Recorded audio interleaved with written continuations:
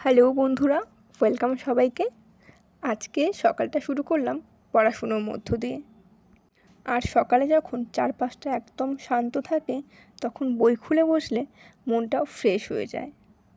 আর আজও তাই নিজেকে একটু উন্নতি করার চেষ্টা দিয়ে দিনটা শুরু করলাম। আর পড়া শেষ করেই আমি খেয়ে নিয়েছিলাম গরম গরম পায়েস।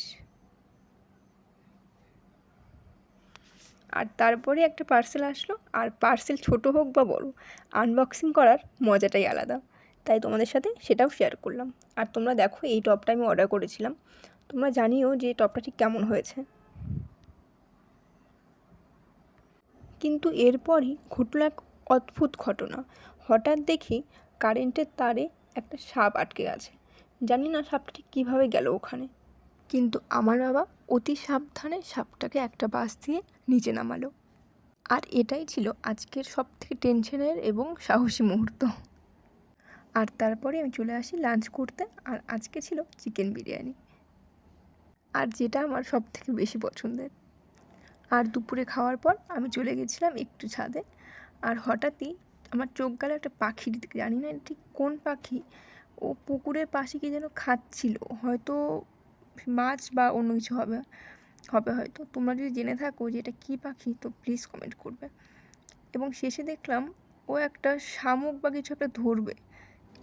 আমি সত্যিই জানি না ও ঠিক কী ধরছে, হয়তো মাছ বা কিছু একটা হবে। আর একটু পরে তোমরা লক্ষ্য করবে ও একটা শামুক ধরেছে। ওই দেখছো ওর মুখে, এটা একটা শামুক আই থিঙ্ক, তাই মনে হচ্ছে। এবং এটা কী পাখি তোমরা জানলে প্লিজ কমেন্ট করো।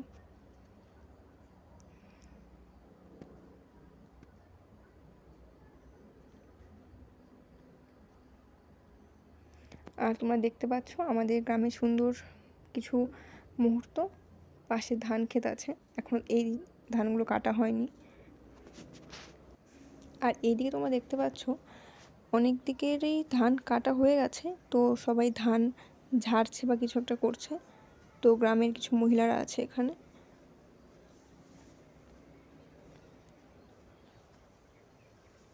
এই হচ্ছে আমাদের সুন্দর গ্রাম। দেখতে পাচ্ছ লোকেরা কীভাবে কাজ করছে, ধান ঝাড়ছে আই থিঙ্ক। হ্যাঁ,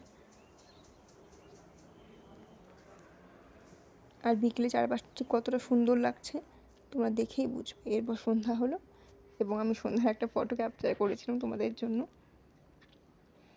আর তারপরই ভাই নিয়ে এসেছিলো মোমো আর চাউমিন। এটা খেয়েই আজকে আমার সন্ধ্যাটা কাটলো। তো যাই হোক, ভালো লাগলে অবশ্যই লাইক, কমেন্ট এবং সাবস্ক্রাইব করবে। টাটা।